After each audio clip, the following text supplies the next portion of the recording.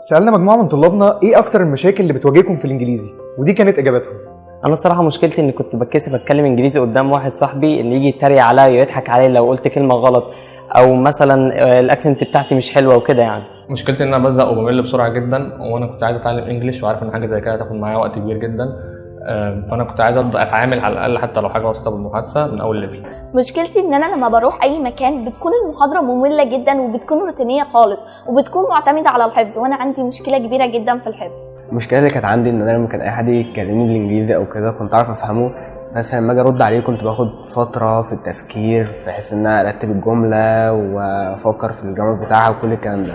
وسالناهم برضو ايه اللي انتوا كنتوا عايزينه وبتدوروا عليه قبل ما تيجوا هنا كونسبت. عايز يبقى عندي ثقه زياده في نفسي لما اجي اتكلم انجليزي مع اي حد، وما افكرش في الكلام كتير واتكلم بسرعه وما اتوترش وما اخافش. كنت عايز اروح مكان ابتدي فيه محادثه من المستوى الاول وما اضطرش استنى كتير لحد ما ابتدي اتكلم.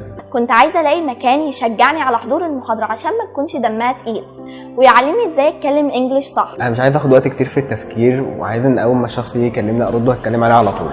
ولان كل مشكله وليها حل، فاحنا هنا في كونسبت بنهتم اننا نقدم افضل واعلى جوده ممكنه في تعلم الانجليزي. كمان بنسعى ان احنا نحل اي مشكله بتواجه طلابنا، فتكون النتيجه في الاخر ان هم يوصلوا لاهدافهم مهما كانت.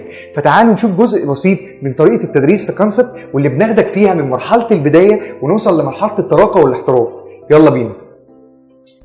So now, tell me about your daily routine. Yusuf, what about your daily routine? I wake up at 7 a.m. I wash my face and brush my teeth.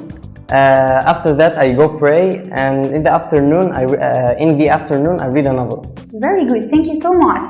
What about you, Mariam?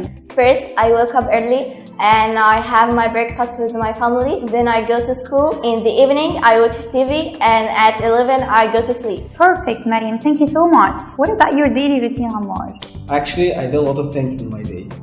Like I chat with my friend, then I work out, and after that I play a piano, and the rest of my day I watch my favorite series, Sherlock. Wow, it's a nice series, I love it. So now let's sing Heatwave's song. Ready? Yeah. Sometimes I think about you, late nights in the middle of June, heatwaves been taking me out, can't make you happier now. Wow, thank you, good job, good job. It's your turn, Ammar. Okay, can you tell me guys a place where you can buy books from? The library? No, library only for reading. What else? I think it's a bookstore. Yeah, it's right, it's a bookstore. Yeah, good job. مهما كان حجم الخوف والمشاكل اللي عندك ما تقلقش، احنا هنعلمك ونطمنك ونوصلك لمرحله انك تتكلم بالانجليزي بسرعه ومن غير تفكير، وبالتالي تقدر تواجه سوق العمل بكل ثقه وانت مش خايف من اي حاجه. وبعد ما تخلص الكورس بتاخد شهاده معتمده من كامبريدج البريطانيه والمعهد الامريكي للدراسات الاحترافيه AIPS.